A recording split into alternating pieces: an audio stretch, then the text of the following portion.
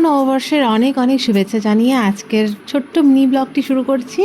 আশা করি আপনারা সকলেই ভালো আছেন আর আমিও খুব ভালো আছি।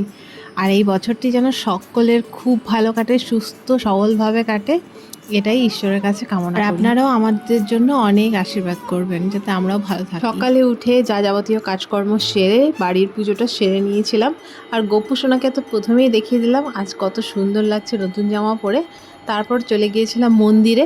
আমরা যেখানে আছি সেখানেও একটা মায়ের মন্দির আছে, সেখানেই আর কি পুজো করতে গিয়েছিলাম। আর আমি প্রত্যেক বছরই মায়ের মন্দিরে পুজো দিতে যাই, ভীষণ ভালো লাগে আমার। আর আজ মাকে দেখুন কত সুন্দর লাগছে, একদম নববধূ রূপে যেন ফিরে ভীষণ ক্লান্ত হয়ে গিয়েছিলাম। চটজলদি রান্না করে নিয়েছি আর এখন বসে পড়েছি খেতে। এত খিদে পেয়েছে যে কি বলবো। তো নীলও চলে এসেছিলো ডিউটি থেকে, তো দুজনে মিলে এখন বসে পড়েছি খেতে। আজকের মেনুতে আছে চানা তরকারি, ডাল, আলু সিদ্ধ, ভাত, ঘি আর ডালের বড়ি ভাজা, পাঁপড় ভাজা। তো এটাই আজকের মেনু। তো চলুন, আপনারা সকলে ভালো থাকবেন, সুস্থ থাকবেন। আবার চলে আসবেন নতুন একটি মিনি ব্লগ নিয়ে। আজকের মতো টাটা।